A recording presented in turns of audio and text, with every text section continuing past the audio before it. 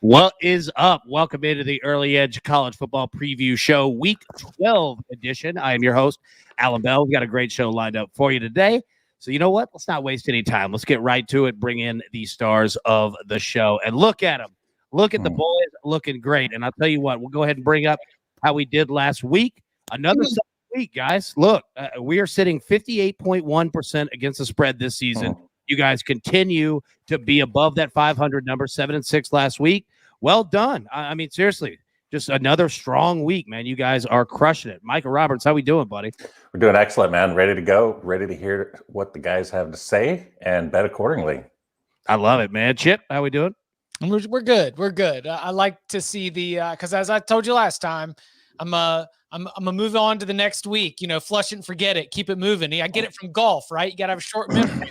So I always forget what my official plays were here on Wednesday. And so to see that we're, again, continuing to bring up the average, I love to see it.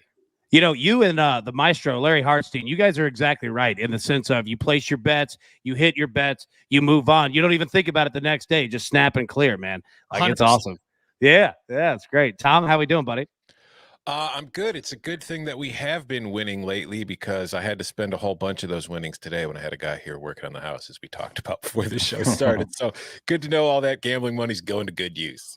Absolutely. You know, and there's no better motivation for going into another week where you're saying, you know what, I got to make some money back because I spent a lot last week. So, hey, there you go. I'm all for it. All right, we'll jump into storylines that can affect the betting lines in week 12. And Chip, I'll tell you what, I'm just going to get right out of your way. Start with you. What you got? I'm looking at teams and the postseason, that bowl eligibility. This is purely anecdotal. There's no science behind it. But I think that sometimes for teams, especially the ones that aren't competing for a national championship, the sixth win can be the toughest because you've gotten to that point where you're right on the cusp of that goal that you and all your teammates and your coaches set way back at the beginning of fall camp. You know, we are going to be making a bowl game this year. And you're there at 5 wins. You just need one more. I mean, talk to Oregon State, which had not been bowling under Jonathan Smith, lost bad losses to Cal and Colorado, trying to get that 6th win. They finally punched it through just last week. So I'm looking at, how about a Miami team, 5-5, Virginia Tech, 5-5, both right on the edge of that 6th win. How about South Carolina has an Auburn team that just lost Bo Nix coming to town? You got 5 wins. Just need one more to get to that postseason. And then also Florida, another 5-win team. And if you want to look at some real backs against the wall, Florida State is 4-6 going to Boston College, and Texas and West Virginia both 4-6. It's the reverse of being bowl eligible. The loser of Texas, West Virginia is bowl ineligible. Real Thunderdome moment that we got going on right there. That is a Thunderdome moment, you know, and that's a good point, man. I've never really thought about that in terms of that 5 to the 6th win, right? Because, you know, right about this time of year, we do think about, you know, teams that have 7, 8 wins. Like, what bowl are they looking at? We're looking at teams that are looking to clinch, you know, berths to a college, you know, a conference championship game, right? I've never thought about that 5th one. Yeah, that's a good point, man. And like on the other side too, you know, like you've got some teams that don't want to be on that 5 to 6 win jump. Like Florida did not want to be sweating this here at the end of the season with Missouri and Florida State, and looking at both those as, I mean, a losable game based on what we saw against Samford. So, you know, very interesting to try and judge the motivations there, because bowl season is psychology season, baby. It is. And Tom, come to you. You know, your storyline this week is somewhat similar. We've got rivalry week coming up. Talk to us about that. Yeah, like there are big games this week, and we'll be talking about them later in the show. But for a lot of the teams involved in some of these big games, there are bigger games looming next week, whether that's Ohio State, Michigan, or the Iron Bowl, any of those big, massive rivalries that all these teams look forward to on an annual basis that, you know, they circle on the calendar the moment the schedule comes out and they get ready for. We see it a lot where teams kind of get caught looking ahead, or maybe they look past their opponent this week and spent a little more time in practice prepping for Michigan or Ohio State or Alabama or Auburn or Iowa or Nebraska, whoever it is that you're looking toward beating. And it has impacted, and again, I will talk about this later on the show with one game in particular, the performances of these teams in these games. I like it. And Micah, I come to you, what is your knowledge base here in terms of, how books look at the end of seasons of college football? Like, how are you looking at it? What are your thoughts on what those two guys had just laid out? Kind of where's your head at, now that we start to get towards the end of at least the regular season of college football? Yeah. As Chip was talking, I was thinking, I kind of went off into another galaxy thinking about UNLV and how they're approaching it. It's like they got 2 wins. They just won the last 2. They can get this 3rd win, right? They're riding high. They're rolling high. They're doing all the things that they didn't do early in the season, and the kids are finally having some fun. Chuck Wagon's got 1,100 yards rushing, and everything is going well for them. How can they beat San Diego State? And I've been going over this. I'm not betting it, but as a fan, I really would love to see UNLV do something. And I'm thinking maybe the total at 40 is still too high. Maybe this is a spot where the momentum from a team, San Diego State gets in trouble all the time because they can't blow anybody out. But maybe this Rebel team can hang with them. Maybe they can eke out a 13-10 or 16-13 win, something like that. So I was looking at the total as an angle. I ran out of time, but I'll go back over it and look at it some. I think the style of the Aztecs, the Rebels can hang with them, as crazy as that sounds. And there's really the spread. What's their differential? 13, 14 points in the rating. As great as San Diego State has played all year, as poorly as UNLV has played, now we have the gap closing a little, the disparity in rating. Yeah, I like it, and that's, you bring up another good point too. This week and next week as well. Like, there are trap games out there, right? Because you've got teams that, are close geographically. This is their Super Bowl. This is their big game of the year. Yeah, and guys that played against each other in high school, teams that, are sitting pretty and teams that are not sitting pretty, and they would love nothing more than to punch that other team in the mouth, and not necessarily ruin their season, but Sure. leave them with a little blemish. You know what I mean? So, yeah, it's a good point by you. Excellent point. All right, let's jump into our official plays here. All right, Chip, I'm going to start with you. All right, you've got the Texas Longhorns plus 2.5 at West Virginia. Talk to us, my man. Well, it just feels like a buy low moment. I mean, there's not a whole lot of X's and O's. There's not like a really deep analysis. I've got the Longhorns, a team that even with all of the exodus that we have with talent not playing, still the more talented roster. And West Virginia has shown enough variance and erratic, in terms of where its performance is at on a week-to-week basis. Even no Bijan Robinson. I think this is a buy low moment for Texas. You're getting Texas plus points against West Virginia. Blind fire. Blind fire. That needs to be a t-shirt right there. Go ahead, Tom. Terrifying though. Like, I'm with you. Like, just as far as like strict numbers and matchup base, it's like, oh God, yeah, give me Texas and the points. It's just, I am so terrified of touching the Longhorns right now. 100%, 5 straight you are jumping in at, again, a perceived, and it could be the wrong perception by me, is a perceived buy low moment. We won't get Texas rated this low again. Yeah, no, that's a good point. You're exactly right.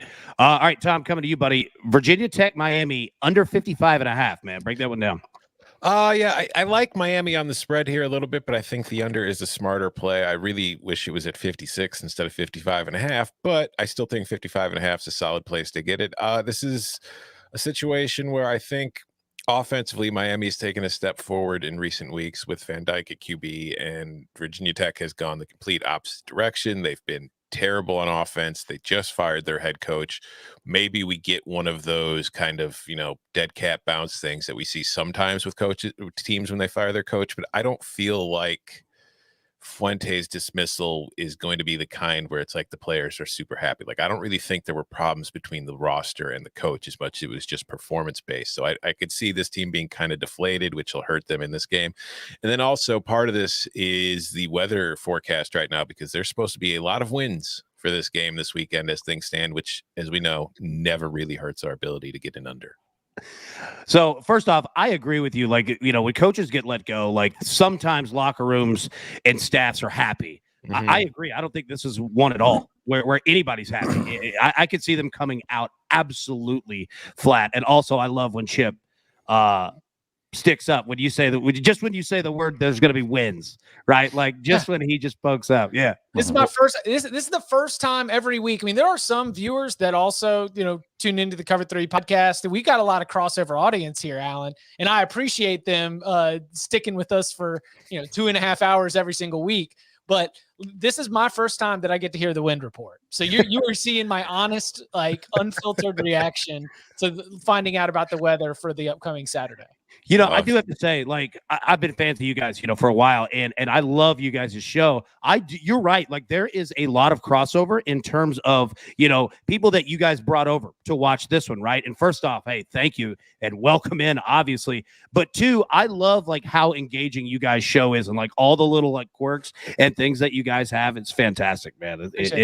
Yeah, dude, it makes me smile, man. So everybody, if you're not coming from over there, make sure watch their show, download the podcast, however you consume your content. Make sure to do that Cover 3 podcast on CBS Sports. All right, so Micah, I'm going to come to you. Wisconsin minus 8.5 at home against Nebraska. Break this one down, man. Yeah, first of all, we got 49 degrees. It's supposed to be with 10-mile-an-hour winds, just to throw that weather report in there. As I was going over this game, I'm reading a lot from Madison Live, Badger.com, and the Journal Sentinel. And the propaganda with Graham Mertz is crazy. I've been watching this guy all year, and they're saying his confidence is boosted like never before. The winning is making him a much better player. And to a degree, it's kind of true, but it was just overwhelming. Why are they doing this? And then I remember a few weeks ago, Graham, he was talking about he didn't like watching the TV anymore, reading the papers. And so whatever, it was just kind of help the kid out by all the reporters united. Good for them. But you know what? Wisconsin is one of the best teams in the country right now. 6 straight wins, 5 of them covered. The number 1 defense in the nation, number 1 run defense in the nation. And Nebraska comes in. I mean, they've had a heck of a schedule here, but they've lost their last 4, only covered 1 of those against good teams. And they had been one of those teams. They're still 3 points above where they started as far as a rating to begin the year. But what Wisconsin is doing defensively right now, shutting teams down, I just don't see Nebraska hanging around for very long in this game. So I see Wisconsin winning by double digits, maybe by 20 or so, and maybe a strong look at the under as well. Yeah, the Badgers are back to bum slaying. It's what they do best. When you look at their struggles early in the year, they lost to Penn State, they lost to Notre Dame, they lost to Michigan, all 3 good teams. But then this portion of their schedule where it's Illinois, Army, Purdue, Iowa, Rutgers, Northwestern, winning by 60 every week again, boys. 60 every week. No, I love it. I also love Micah patrolling the Wisconsin board. So everybody out there, be careful. The sheriff's on there making sure. He's calling out the state media right there. They're telling me that I'm looking at something that I'm not looking at. Yeah, they're trying to make me believe. Here. I hate that. Paul Christ is he's got them all wrapped around his finger. It's fantastic. All right, Chip, coming back to you. So Illinois at Iowa, the under 38.5. Sounds good to me. Break it down. First, all right. So, what do we know, Tom? What has been the one thing that Illinois has done this year besides punting, which has been exquisite, that has been at a high level? Defense. Okay, cool. And where does Iowa sometimes struggle? Offense. All right, yeah. There's who scores. Who scores in this game? It's Iowa and kickers. The kickers are going to score lots of points in this game. Are they going to score 38 of them? I don't know if you can get that many possessions to get that many field goals. I feel very comfortable taking this under. Yeah, I was going to say, you really didn't even have to break it down. It just made sense. I love Rob King in the chat here says, under 15. Rob, I think the entire show agrees. I mean, 13-9 with the only touchdown being a pick 6 or a fumbled touchdown is entirily in the cards. So we're going to go alternate total here. Get alternate the under 24. Look, Thomas Richardson, he brings up a great point that I was about to say. Every week, Chip takes the under of the lowest total out there. You do. It makes sense. It absolutely makes sense. There too. I've been betting them. They get there. I mean, it's pretty amazing. I'm like, oh yeah, he was talking about this. And Iowa, anytime you get Iowa involved, Illinois involved, and Rutgers, we'll talk about that soon. Those teams just don't score a lot, but they play decent defense to keep these totals down. Oh, you're right. You're absolutely right. All right, Tom, coming over to you, buddy. Tulsa minus 21.5 at home against Temple. What are you seeing?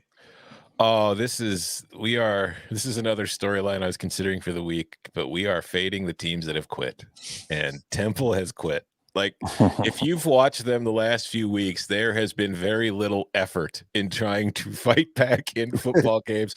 Like, they hung, like I took Houston last week on the show for the very same reason, and Temple kind of played for a quarter, and then Houston took a lead, and it was just like, all right, cool, whatever. We tried our darndest. We did our best. Let's just go home. And I look at this as a Tulsa team that, while it's struggled at times and it doesn't have a great record, you've seen it play teams like Ohio State and play well. And I feel like this is a physical, tough team. And for a Temple team that right now just does not seem to have much desire to play football, I think Tulsa's just going to beat them up and cover this one with ease. So give me the Hurricane. There we go. No questions from me on that one. Mike, coming to you. You were just talking about it, Rutgers. You've got Rutgers at Penn State, the under 47 here. Yeah, Penn State has stayed under the total in their last 4 games, Rutgers for their last 5. And I think it's all by design. It's defensive. It's running the clock and just playing great defense. And Greg Schiano, he's held his own. I think he's done a pretty good job this season. Defense is very disciplined, and he's getting a lot of unders. And we've seen Penn State all season long. I think their biggest win was 38-17 against Villanova. They don't blow anybody out. Good team, good defense, solid coaching, and they've stayed under 8 of their 10 games. So this, to me, with Rutgers coming in, it just seems like the perfect scenario for a low-scoring game. Nice. I want to go to the chat here real quick. I've got a family member that plays for Tulane. They're done. There you go. There you go. Good to know. Yeah. Oh, yeah. wow, Look, we will that take down. any. Yeah, we will take any. Hold on a second. I love it. That reminds me, Michael, when you were talking about the old Vegas, right, of all the guys running to the phones to make the calls back to the man back in their cities. Like a little nugget like that right there. Like, it goes a long way. Oh, it sure does. It sets everything. And then you see one book move it a point or 2 points, and then everybody, what's going on? What's going on? And then you just follow. You're like, well, I got to be, if something's happening, I'm not going to be here at 6 when it's 8. I mean, so it's the old days before the internet was not so awesome, but a lot more fun booking. Oh, totally. Yeah. Everybody's running to make that call back to Kansas City. Absolutely, man. All right, Chip, coming to you. Virginia plus 14.5 at Pitt. You like Virginia. I'm interested in your breakdown of this one because I'm interested in this game, and it's hard for me to trust Pitt. I think I agree with you. You're the expert, man. Break it down. Yeah, I think that all of the decision-making for Brennan Armstrong, the Virginia quarterback, who is the nation's leader in total offense and did not play in that game against Notre Dame, I think some of it had to do with the fact that Virginia is still alive for the ACC Coastal Division Championship. And Bronco Mendenhall has won that division once already. I mean, this is something that they hold as like a standard, something they aspire to. So I think that the decision not to play him in a non-conference game might have been eyeing this absolutely huge game against Pitt, who is currently the division leader, which is why they got to have that head-to-head win against the Panthers. I do think that Pitt is not trustworthy by a large spread as they are in the driver's seat trying to bring this thing home. But more importantly, I think that Virginia, not that they tanked the game, but I think that from a coaching perspective and from a personnel perspective, there's just going to be everything on the table. And Virginia's a really, really well-coached team. So do we still get 14 in a hook? Because that's what I was looking at. And that I really, really like that line as well. If it's at 14, I would still take it. Under 2 touchdowns, I might get a little bit more cautious. But I like the idea for Virginia to be good enough, strong enough, kitchen sink kind of game that you end up making Pitt sweat a little bit. Yeah, it's a good eye. All right, Tom, coming to you. North Texas, you like them minus 10 at FIU.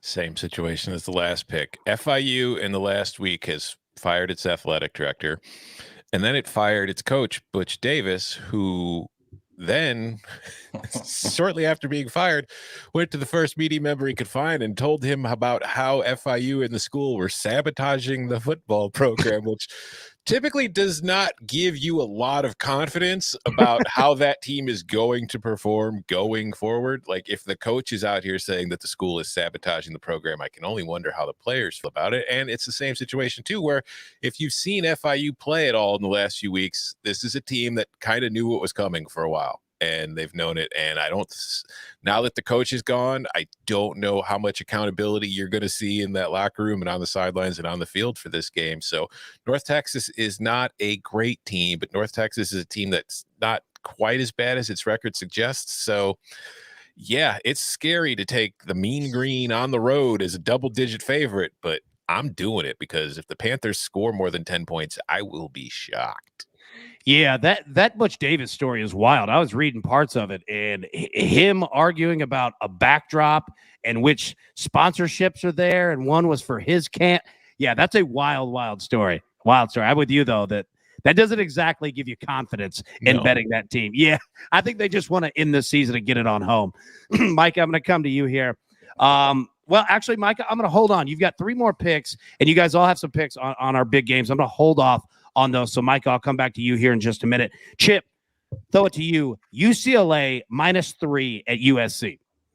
It's a real gut check Saturday for the Chip Kelly UCLA Bruins. I mean, this team has gone on such a ride during the year that we are at the point where losing this game and definitely losing out could cost Chip Kelly his job, as he sort of lost a lot of the local audience who were pointing to the money that they've invested in his salary, the money that they have invested in the facilities at his request/demand, and the on-field product that has yet to produce anything of real quality and definitely not of Pac-12 title contention. And so, as a short favorite going up against a zombie USC team, kind of feels like a must win for Chip Kelly. We had always looked at this Bruins team, another year with DTR at the quarterback position, Greg Dulcich, a really good tight end option. Like coming into the year, we looked at him as like, hey, that could be a Pac-12 South title contender, maybe a nice little dark horse pick if you want to get that ticket. And it made sense at the time. So just big gut check Saturday vibes as UCLA better turn in one of its better performances of the season in the rivalry game. What an insane year that it's been for Chip Kelly and UCLA, right? Like, it's just been crazy. I mean, they take down LSU. We go back to that game against Hawaii. It looked like UCLA and Chip Kelly, we're just destined, like they're going to be the college football playoff. You know what I mean? And probably not seriously, but they look good. It's just been a wild year, out in Los Angeles. All right, let's get to our big games of the weekend. And we've got a lot of official plays on there. So, I'm going to, let everyone know when we do have an official play on this game. So we'll start here, Oregon at Utah. And Micah, I'll come to you. This is an official play from you. You like the over 59.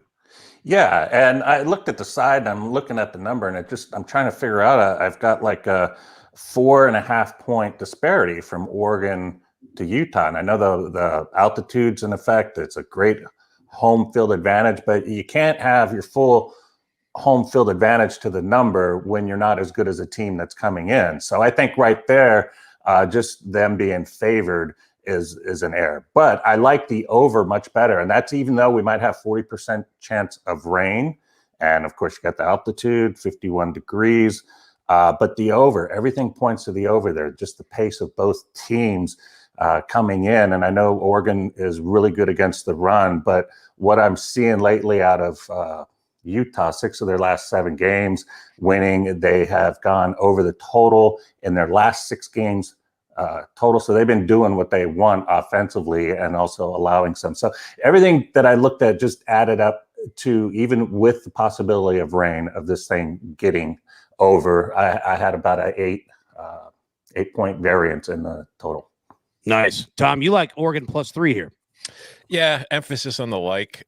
There's nothing in this game I love too much, but I just feel like 3 points it's a little too much for me for Utah in this game, even at home where Utah has been fantastic this season. I just don't know that they're dynamic enough offensively to this point for me to trust them to cover this spread against a very good Oregon team. And I know it's an Oregon team that we kind of have picked apart all season long because it's not really an elite team, but this is still a team that went on the road and beat Ohio State. And it's still a team whose only loss came in a game in which its offensive coordinator was hospitalized shortly before the game. And therefore he wasn't around to call plays for the game just a few hours later. And it kind of left their offense in a bind. And they've really kind of established a ground game in the last few weeks.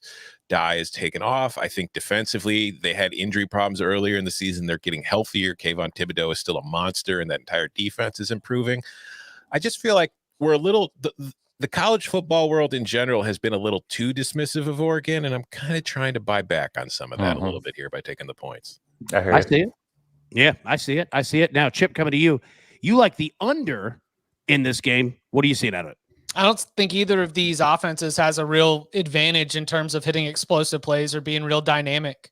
I mean, ultimately, as Tom mentioned, Oregon would like to run the ball and lean on its defense. That's a great recipe for an under. Utah, great defense. That's the reason why you probably like Utah if you think that the Utes are going to be able to get this win.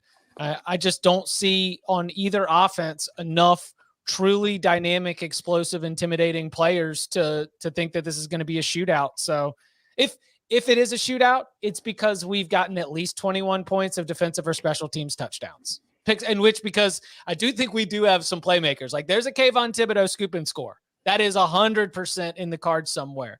We could have a special teams return touchdown from Utah. Again, something I could see. But in just like an offense against defense, I don't see either offense having much of an advantage, so I'll take the under. There we go. All right, next game. And you know what? Tell you what.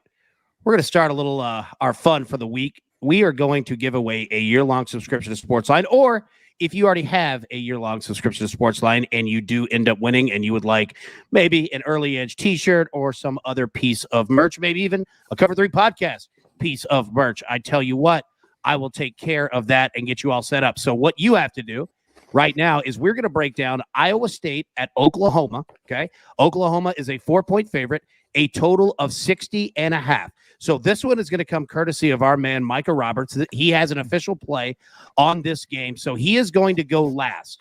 What I need you to do right now in the chat is drop your Twitter handle and choose one of 4 options, all right? Twitter handle and Iowa State, Oklahoma State, over or under. One of those 4 and your Twitter handle. Drop that in now, and we will have Micah go last. All right, Tom, I'm going to come to you.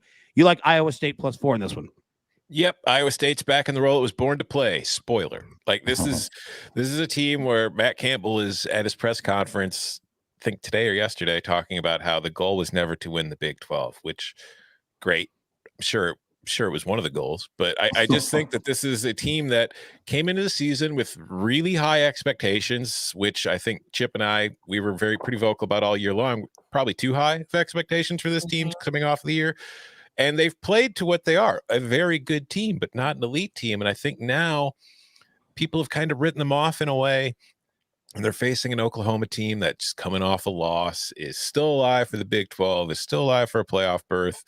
And that's when Iowa State comes along and destroys their season and destroys the Big 12's playoff hopes almost, leaving only Oklahoma State as the actual contender out there. I just think that Matt Campbell teams as underdogs are great. Oklahoma overall has just I was disappointed last week. I thought coming off a bye, they would be much better prepared with a much better plan for what Baylor was going to do to them, and they just didn't have it. And I don't know what's going on. Maybe it's just the quarterback situation isn't great. Maybe there's just other things going there. Maybe the defense just isn't going to get fixed. I don't know.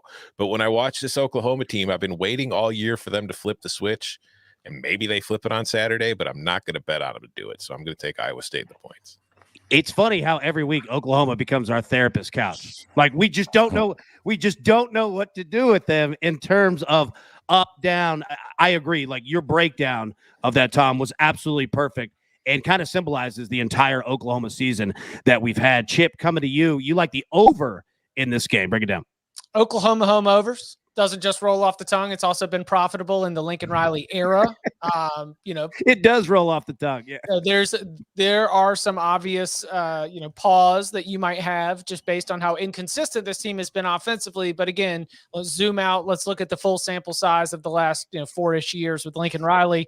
That's one side. So then I come in with the second example, which is that Iowa State, the last 2 times it's gone on the road, has gotten in kind of sideways shootouts. Now, it was 41-38 against Texas Tech, and it was 38-31 against West Virginia. Those totals were 55.5 and 49, both easily clearing the over. But it is a team that, while defensively, if it establishes an edge, it can kind of squeeze the life out of you. I just don't think that it's going to ever have that advantage against Oklahoma. And so I see this game, like those examples against Texas Tech and West Virginia, just getting a little sideways, where sure, the Iowa State offense is going to find ways to keep up, but ultimately we do end up going over the total. All right. Mike it now. You know what? I'm going to get out of your way. You just announce what you have in this game, and then I'll choose a winner afterward. Boomer Sooner. Let's do it, man. I mean, this is a perfect spot for them.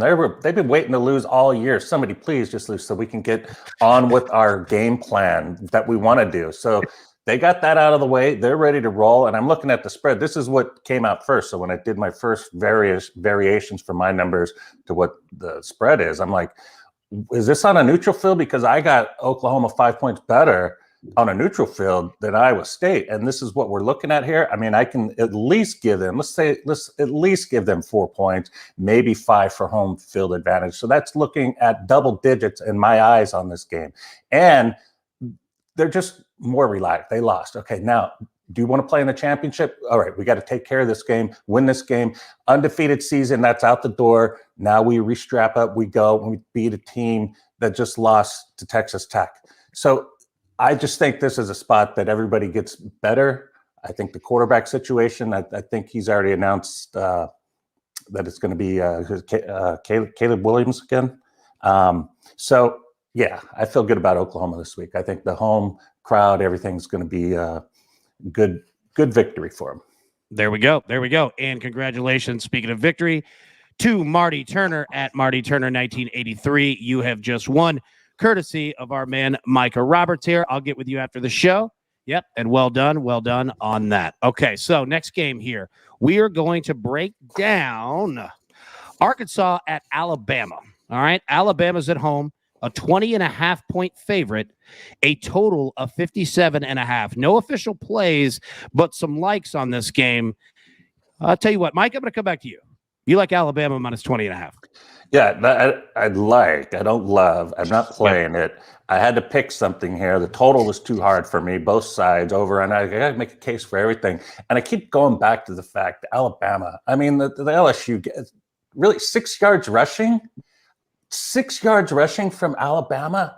And they were at home? I mean, that just doesn't make sense to me. So I'm a little skeptical there, but then I look at Arkansas and not a lot of good wins, ups and downs, but they've won 3 in a row since a 3-game losing streak. So I give them a little respect there, but I think Bryce Young's got something to prove to the voters. So I think that is a variable that's attached. Coach wants them to win too. So I think they're going to have a good day passing, and I could see them winning by 3 touchdowns or more. Well, you bring up a great point in sense of LSU. Who knows what in the world to ever do with them? It seems like they've gotten better since they announced that Ed Orgeron wasn't going to be coming back. All right, Tom, coming to you. You like the Crimson Tide here with the points as well. Yeah, this is a situation for me where, kind of like what Micah was bringing up, if you look at what Arkansas has done this year, like they beat Texas A&M 20-10, but that was also Zach Calzada's first start. And, that's a pretty complicated offense that Jimbo runs. It's one of the knocks on Jimbo that's always existed. And it's taken Calzada a long time to really get familiar with it. And in that first game, he played terribly, and Arkansas won 20-10. But then you saw him the next week against Georgia, which is the truly elite team that they played, and they lost 37-0. And they never really had, like, as a 37-0 score would suggest, there was never much hope for them in that game. And this is a team that's still going on. Like it played Ole Miss close, lost by a point. It lost by 15 to Auburn. It beat Mississippi State by 3. This is a team that just defensively, it's not good, which makes me concerned when it's playing against elite opponents like this Alabama team. And we saw, like, Nick Saban was ticked off a couple weeks ago, and he was all over his team going into the New Mexico State game last week. And they played so well in that game that Nick Saban, of all coaches, actually complimented his team afterward, said that they played well. He didn't talk about all the mistakes and everything that they had to clean up. He said, we played well. And when Nick Saban is happy with his team, That's scary. So I'm going to lay the points with Alabama. It is. It's frightening when he's actually happy with anything at all. So, yeah, I'm with you. Chip, coming to you. Well, that was 3 Alabamas, right? So that means I got to put a little scratch on it. So there we go. And I was going to say, Chip, you already know what to do.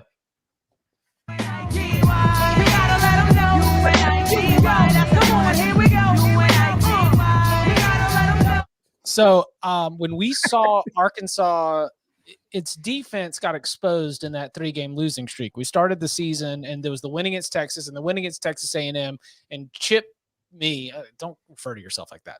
I was out here telling all kinds of viewers and listeners, like, it's awesome what they're doing at Arkansas. They only rush 3 and they can still get to the passer, and they drop 8 and it confuses everybody. Look what they did to these Texas and Texas A&M quarterbacks. And then that Arkansas defense went up against Georgia, and having that many bodies away from the line of scrimmage, it wasn't good for stopping Georgia's rushing attack. And then it went up against Ole Miss. And even though you had all these bodies and arms, like, granted, you were right there. You went for 2. It could have been a W, but that was still 52 points that Matt Corral and that Ole Miss offense were able to put up. I mean, shoot, even Bo Nix was able to come into your house and move the ball pretty well down the field. And so now we move a little bit further down the schedule, and look, Bryce Young is going to have a field day. Like, Bryce Young's going to throw for 3 or 4 touchdowns. And if Will Anderson and the Alabama defense plays with a real edge, then I think that this is a game that Alabama cruises to. Last home game of the season, it'd be a good one for the boys to be able to run the score up. It'd be it's Cruton season. This would be a great game to be able to let those freshmen score touchdowns. We really want to let everybody know that everyone can get it here at this NFL factory. Yeah, it's definitely business time for Alabama and Nick Saban. I also want to highlight what Jody said in the chat. Quit leaving Chip on an island. Everyone should dance. You know what? You're exactly right. Look, you're exactly right. Like, we can't leave our teammate just hanging here on an island by himself. So the next one, I assure you, Jody, we will get better. We will adjust. All right, next game here. And I'll tell you what, we're going to run our contest back. All right. So you're going to choose what Tom is taking in this game. Everybody make sure, hit the like button, hit the subscribe button. You know what? Honor system here. I trust all of you are going to do it. But what you have to do is select what our man, Tom Fornelli, is going to choose in this game. And I wanted this game specifically because you guys were spot on last week with it. So we've got Wake Forest at Clemson. All right. This line is active. The last that I saw was 3.5, Clemson the favorite at home. I've seen it jump 4.5, 4, back to 3.5 to 4. So depending on your book, it might be a little bit different, but we're just going to go with Clemson 3.5, a total of 56. So what I need you to do is write in the chat right now your Twitter handle and one of 4 options. All right. Twitter handle and Wake Forest, Clemson, over or under. That's all you got to do. And we'll have Tom go last on this one. All right. So Chip, I'm going to come to you. You like Wake Forest plus 3.5? Yeah, like it at 3.5, 4, 4.5. If it gets under 3, I would stay away. This is not an official play for me, but my hunch is basically doubting Clemson's ability to put this thing away. I think that it feels like the kind of game where Clemson is able to get some stops early, able to get an advantage early, but never quite able to stop Sam Hartman and this Wake Forest offense from kicking in the back door, threatening, tying the game, making it a 1-possession game. The relentlessness that this Demon Deacons offense plays with is really impressive. I mean, think about the loss to North Carolina and the narrow win against NC State had multiple Sam Hartman interceptions, and yet they were still right there, losing by 3, winning by 3. They find ways to just continue to pour on the points. And I don't know if Clemson's offense is going to be able to run away and hide with the lead. So I do like Wake plus the points. Again, if it gets under a field goal, then that's a real key point for me. But anything 3, 3.5, 4, 4.5, I do like taking Wake here. Micah, coming to you. You like Wake as well? Yeah, I like them a little bit, and curious to see what Clemson's going to do. They played better the last couple of weeks, but I think the first kickoff Connecticut ran it back. I was like, oh, here we go. Clemson, what's going on? But Clemson, number 3 in the nation, only allow 15 points per game. Number 1 in red zone defense. I did not know that. Impressive. And you look at their defense, it's solid. It's just the offense has just been horrid. And, the confidence level of the quarterback is down. Everybody's down. I mean, this is a team. I was going over the ratings from the preseason. This particular game would have been hitting upwards to 40 points almost on a total if we went from beginning of the season. So Clemson has dropped 21 points from their initial rating to now. And Wake Forest on the other end has evolved up 13 points from where they were. So this is go into Clemson and win. Are you kidding me? Can they do that? This hasn't happened since 1998, I believe. Wake Forest going in there. 68-17-1. That is what Clemson is against Wake Forest, just dominating. So for that reason alone, I would love to see that. But I caution because of the Clemson defense playing so well, despite all the points scored by Wake Forest this year, they're still only 5-5 against the spread. I think it'll be a close game, and I'd feel much better taking the points. So that's why I'm on Wake Forest for the show, not in my own pocketbook.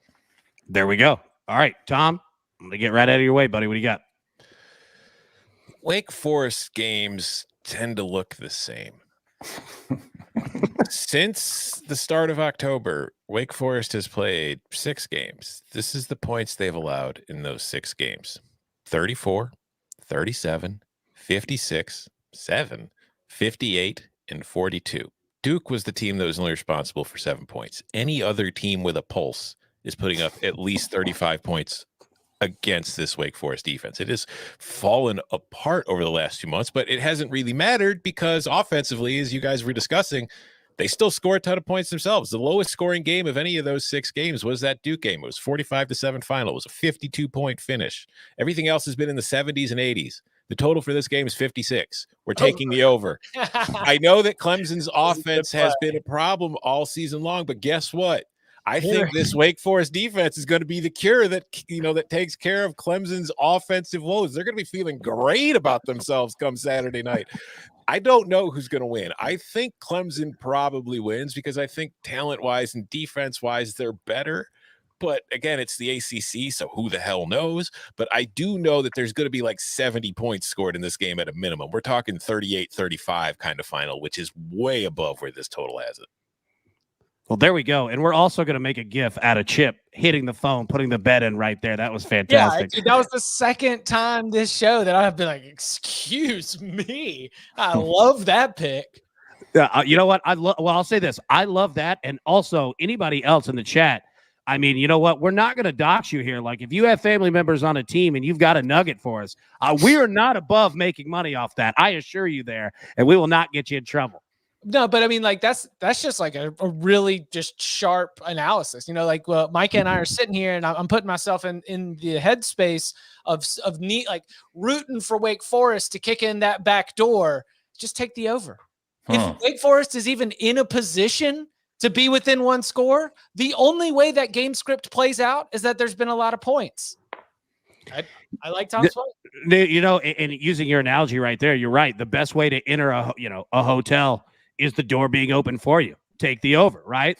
I'm with you on it. All right. Congratulations to Over Anxious Goat. You selected correctly. So courtesy. Yeah. Nice. Courtesy of our man, Tom Fornelli, you have won a year-long subscription to SportsLine, or if you'd like a piece of Early Edge merch, in case you already have a subscription, just let me know. I'll get with you after the show and get you all hooked up. Okay. So next game, we have 2 left here that we're going to break down. All right. Second to last. We've got Baylor at Kansas State.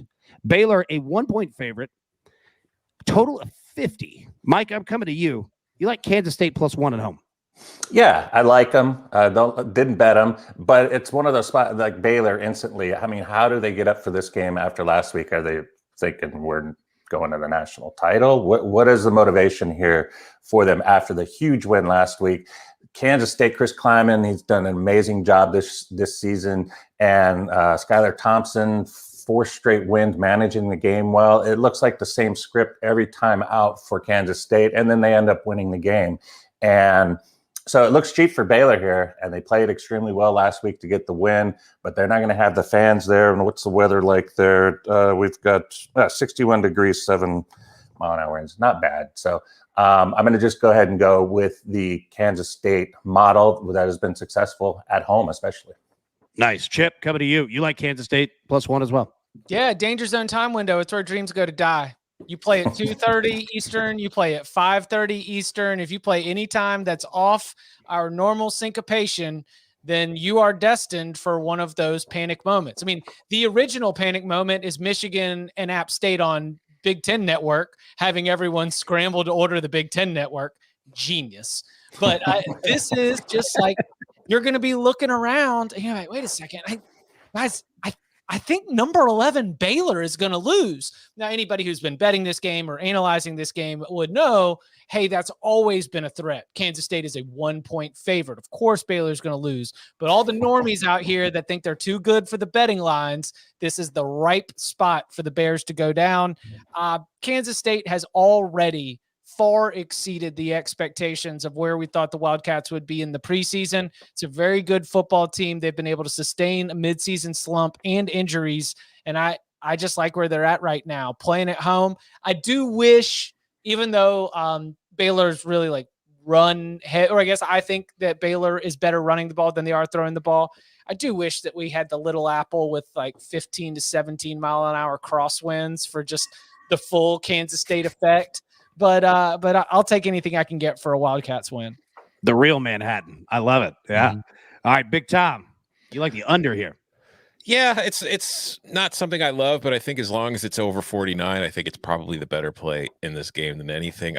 These are two teams, and I agree. Like, this is, if Kansas State wins this game, it shouldn't come as a surprise to anybody, because Kansas State, while it's not contending for a Big 12 title, the last month of the season has been one of the best teams in the Big 12. It's just nobody's paying attention to it because you wrote it off after a slow start to the year. But I look at these two teams. They're both solid defensively, and offensively, they both like to run the ball. And I think that when you combine two solid defenses and two teams that like to run the ball a lot, that usually leads to lower scoring affairs. So like Baylor runs the ball the 11th most often of any team in the country. It's 60.7%. Kansas State runs the ball 56.3% of the time. The national average is 51.4%. So it gives you an idea of where these two teams like to go on the offensive side of the ball and what their plan of attack is. So again, good defenses, running the ball, clock never stopping. A close game in which I think both teams could be a bit more conservative because, both teams will have a chance to win. I think under is going to happen more often than anything else. So that's where I'm going. I got to give Kansas State some credit from a betting perspective. The beginning of the season and the end of the season, they've been really fun. I go back to that game in Jerry's World, right, where the offense, where they were healthy. And that was a fun game. Like they were a blast to bet on. So I'm with you. I like them ending the season the way that they started it. All right, our final game. And folks, two things here. First, this has never happened in the 12th week that we've done this show. It has never happened where we've had all three guys have an official play on the same, big game of the week, right? So it's the first time we've done it. Two, we're going to give away a year-long subscription to SportsLine or a piece of early edge merch, courtesy of our man, Chip Patterson. What you have to do is choose correctly what you think he is on. And like I said, all three of these picks are official plays from the guys. So the game is this: Michigan State at Ohio State, spread of 19.5, a total of 66.5. So in the chat, what you have to do right now, put your Twitter handle and one of four options, what you think Chip is going with in this game. So Twitter handle and Michigan State, Ohio State, over or under. That's all you got to do. Go ahead, drop those in the chat now. Make sure to hit like and subscribe, and we will have Chip go last. So again, these are all official plays from the guys here. Tell you what, Tom, I'll come right back to you. You like Michigan State plus 19.5. Yeah, as I talked about at the very top of the show, rivalry week is looming. And for Ohio State, this has been a trap spot for them continuously. Coming over the last 7 years, now, or 8 years technically, because Michigan and Ohio State did not play last year. But in the last 7 years, the game before Ohio State's the game against Michigan, they have failed to cover. They failed to cover against Penn State in 2019, Maryland in 2018. You remember that? It was like a 52-51 game where Ohio State got a 2-point conversion at the end to win, and Urban Meyer looked like he was going to die of a heart attack on the sideline. They didn't cover against Illinois in 2017. They didn't cover against Michigan State in either 2016 or 2015. And then in 2014, it was in 13, it was Indiana. This is a team that every single season, they won 6 of those games. They just didn't cover in any of them because they're kind of keeping some stuff in the holster for the next game. And they're also spending more time preparing for Michigan because that game is huge. Now, maybe that's different this year because Michigan State's ranked in the top 10. This is a must-win game. This is a tough opponent if you want to win the division and then win the Big Ten and then get to the playoff. But Michigan State's also a very good team. And I think that they can hang within 19.5. And honestly, I think the spread's a little disrespectful because I do think that Michigan State is a flawed team on both sides of the ball. It is far from perfect, but at some point your results are a little more, indicative of who you are than the numbers. And this is a Michigan State team that has been very good and competitive in every single game it has played this season. And I don't see that being all that different this weekend against an Ohio State team that, frankly, until last week against Purdue, wasn't blowing anybody away. And I'm not going to take one game last week and assume that Ohio State's just completely flipped the switch and gone into dominant mode, which it's capable of doing. But I'm not going to assume that's the case when they've shown us much larger sample size of, they'll mess around and let teams stick in the game. Yeah, I'm with you. I was surprised that the number was that high. I completely agree with you, and especially the way that they caught Purdue coming off that big win as well. I'm with you, and there's nothing negative against Ohio State. It's just we have a larger sample size of probably who they really are. I agree with you on that. All right, Micah, coming to you. This is an official play for you as well. You like the over 66.5. Yeah. First, let me talk about the number, though, as Tom was talking about, because by differential, I have 11 points on a neutral field. Let's give Ohio State, they're the better team. We'll give them 5 points. So max 16 right there. And then now you have the books. This is a high-profile game last week. The books have to put like they do with the NFL, you put a tax because where people are going to bet. They're going to bet against the Redskins. They're going to bet against the Lions, all that type of stuff. So you have to put like a luxury tax on an elite team. So there is a 4 to 3.5 point luxury tax added on to Ohio State because that's what most people are going to bet. But and I do like the points. And if I had to bet the side, I would take the points as well. But the over is where I come in. And it's not past history. Forget about it, because the last 4 meetings have stayed under at Ohio Stadium between these two. 5 of the last 6 meetings have stayed under between these two. But none of those meetings had the worst pass secondary in college football. They're not just bad. 329 yards allowed per game by Michigan State. It is dead last. That means Duke is better. That means Monroe is better. That means Kent State is better. All these teams, I just can't believe that this team is ranked so high and doing so well despite that. And not only that, covering games. They've only not covered once this season. 7, 1, and 2 against the spread. That is pretty darn good here. But the overs, I think these two are going to play out. You got Walker going for Heisman. He's like second choice now. People are believing if he has a good game, even if they lose and he plays well, that's going to be positive. So I think it's going to go back and forth. And I think Stroud's going to have another big game here, and maybe not quite as astounding as last week was against Purdue. But this is the last game for all the NFLers that are going next year. Last game at Ohio Stadium, last game for the seniors. And I mentioned the NFLers because you're going to have a lot of the guys that still have a year of eligibility left. So it's a big game for them, obviously, and championship, everything's at stake here. They have to win this game. And I think it's going to be a high-scoring game. Very, very entertaining. Weather shouldn't be a problem. That's an excellent point. And you're talking about, that luxury tax, so to say, with the books when, they know that a team that the public just bets that favorite. Regardless. Yeah. It made me think of, the gif of like where the guy's head is exploding, because in the NFL this week, we have the Cowboys and the Chiefs, which are like the two that just publics just love, to bet all over. So yeah, but the Chiefs are the ones not covering regularly. The Cowboys have only not covered once. So the Cowboys are justified to have inflation added to their already static rating. See, that's why I love you, man. Like we just kindly bring up an NFL game and you got a breakdown ready to go on that one as well. All right. So we have reached that point in the show. Chip, we got some guesses here in the chat. I'm going to get out of your way. What do you got? This line is disrespectful. This line is disrespectful to Mel Tucker, to his wife, Jo Ellen, to their two sons, Joseph and Christian. It's disrespectful to all 25 plus years of coaching experience. It's disrespectful to the 10-year, $95 million contract that Michigan State is trying to put together for Mel Tucker right now. 19 points? Sure. You're going to be able Saturday. Listen, you better hope that Ohio State can replicate what it did against Purdue, because I think Purdue laying an egg after a big upset is a little bit of a reputation that carries throughout the years. They do this upset thing a lot. They also lay that egg. Disrespectful line. You take the Spartans and you take the points.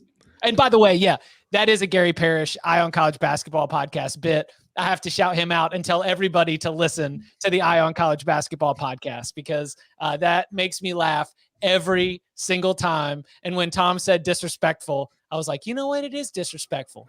To Mel Tucker, to Jo Ellen, to their two sons, Joseph and Christian.